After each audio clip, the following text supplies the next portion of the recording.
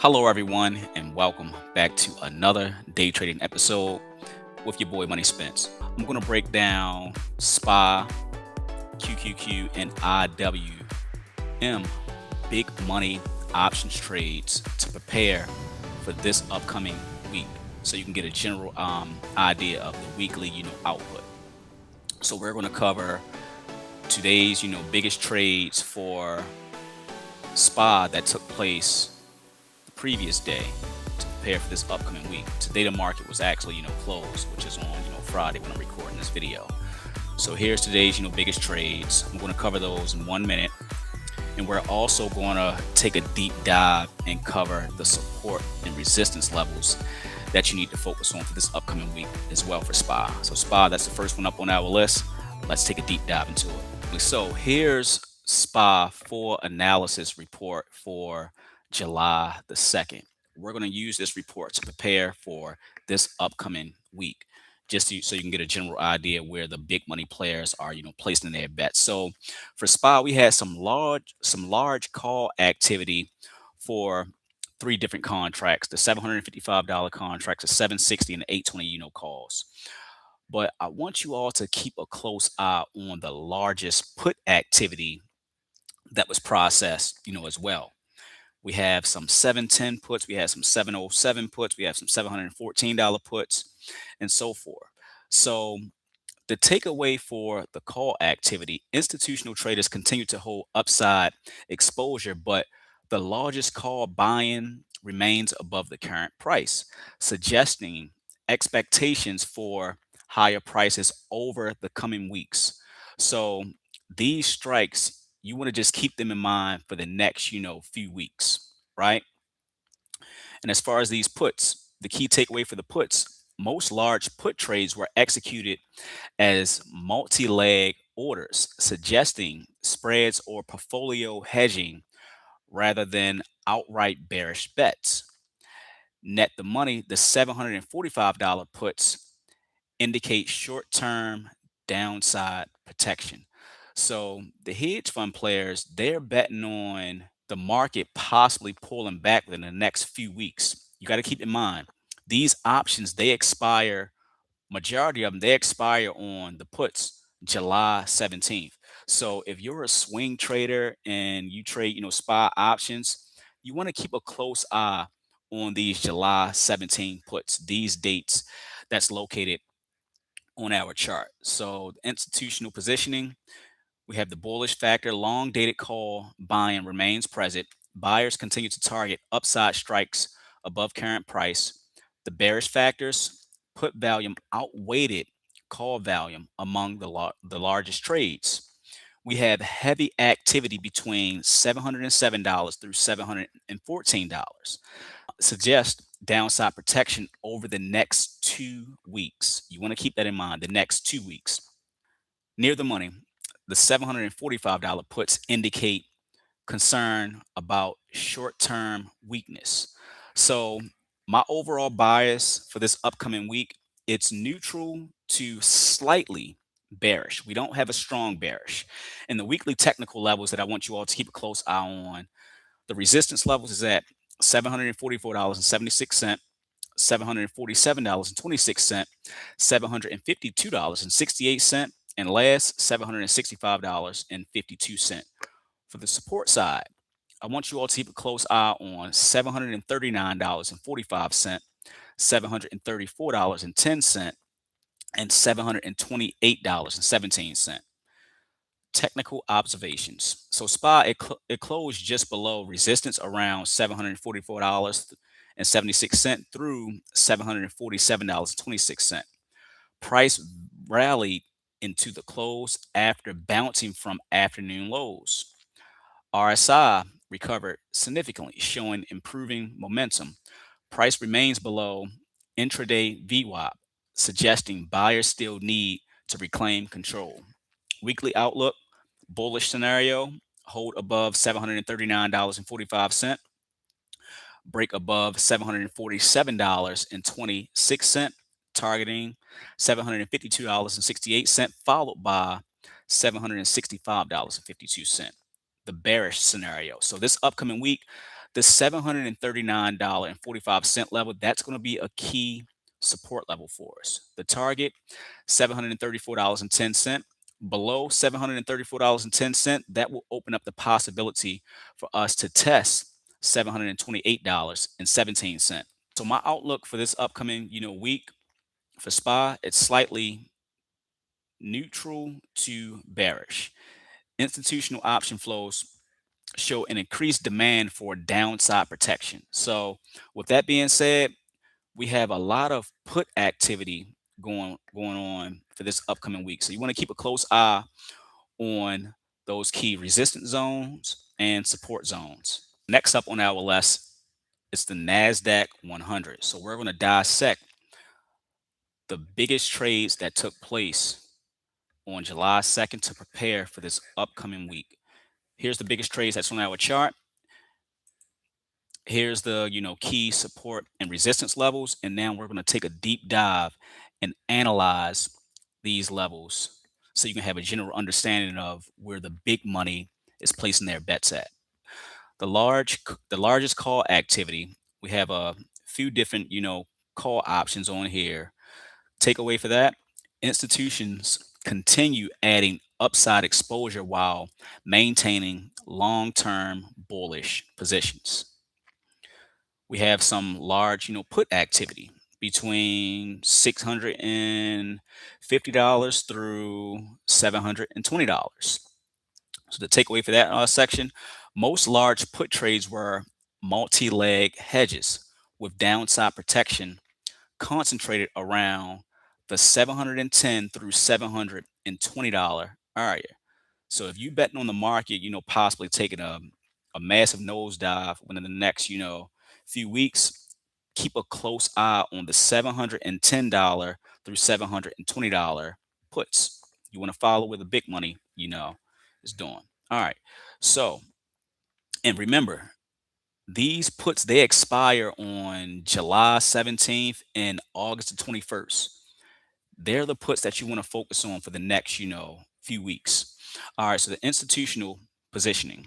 So the bullish factors, large call buying above the current price, longer term upside positioning remains intact.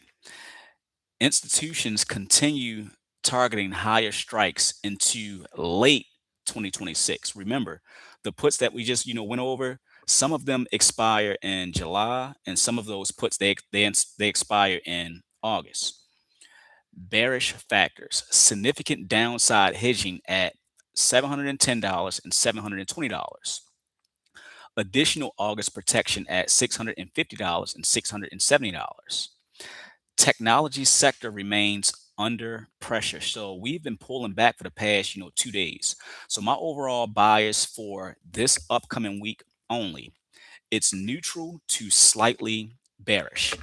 And the weekly technical levels that you want to keep a close eye on for the Qs, we have a key resistance level at $733.71, $734.55, $744.61, and last, $760.90. And as far as our support levels for the NASDAQ 100 for the Qs, we have a key support level at $703.26, $693.77, and $679.99. So my technical observation, QQQ remains below the intraday VWAP. Price recovered from session lows but closed beneath key resistance levels.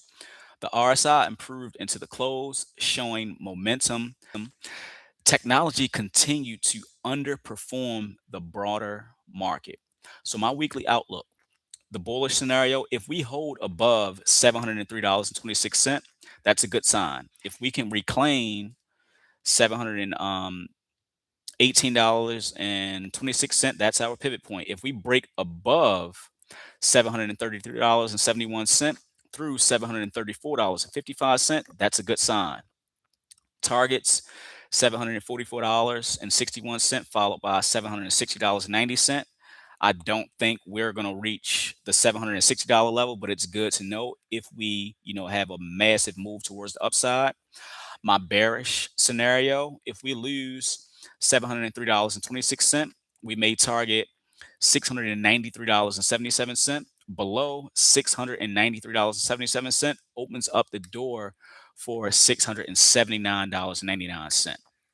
So my overall outlook for the Nasdaq 100, it's neutral to slightly bearish. Institutional hedging remains elevated while long-term call buying supports the broader market trend.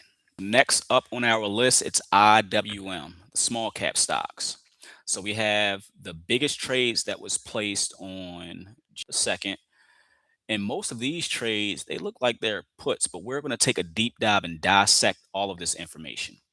And we also have these key support and resistance zone that we're going to also take a deep dive in. Here's the full IWM full analysis report. So we had a few large call activity for IWM. Key takeaways: institutions continues positioning for a potential recovery in small cap stocks over the coming months. That's a key word, over the next coming months. While the largest call buying focused well below the current market price. Largest put activity, that was between $275 through $291. And remember, family, all of these puts expire on July the 17th. So the institutions, they're expecting a big pullback sometime within the next, 2 weeks. So the key takeaway: the overwhelming majority of large option trades were concentrated in July put spreads, suggesting institutions are actively hedging against near-term weakness in the Russell 200 rather than making outright bearish directional bets. So, institutional positioning, the bullish factors: significant November call buying at 340, 375, and 380. Institutions continue maintaining long-term upside exposure. Longer dated positioning suggests confidence beyond current market volatility. Bearish factors: heavy concentration of July protective puts. Large put spreads between 275 through 291 indicate increased downside protection over the next 2 weeks. So within the next 2 weeks, we're going to possibly see a nice pullback in the market. Keyword: possibly. Nothing is guaranteed until it happens. Small cap stocks remain relatively weaker than the broader market. So my overall bias for next week is neutral to slightly bearish. The weekly technical levels that you want to keep a close eye on: we have a key resistance level at $297.91, $301.39, $303.42, and last on our list, $307.01. Some key support levels that you want to keep a close eye on if you are an IWM options trader: $294.32, $291, and $287.01. These are weekly levels for this upcoming week. So my technical observation: IWM closed just below the weekly pivot point at $297.91. Price recovered from intraday lows but remained below intraday VWAP. RSI improved into the close, showing recovering momentum. A move back above the pivot point would improve the short-term technical outlook.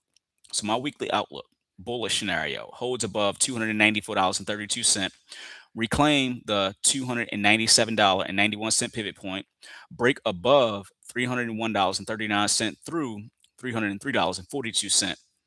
We may possibly be able to target $307.01 followed by $312.52. Bearish scenario for this upcoming week: we have a key support level at $294.32. We can possibly target $291. Below $291, open up the possibility of testing $287.01. So my overall outlook for IWM for this upcoming week is neutral to slightly bearish. Institutions are hedging near-term risk while maintaining longer-term bullish expectations for small cap equities. All right, family, that's all I have for you all today. If you enjoyed this episode, please make sure you like and leave a comment, below. If you enjoyed this episode, I'll continue to do them on a weekly basis just to give you a general outlook on what the institutional big money players are doing for the upcoming weeks.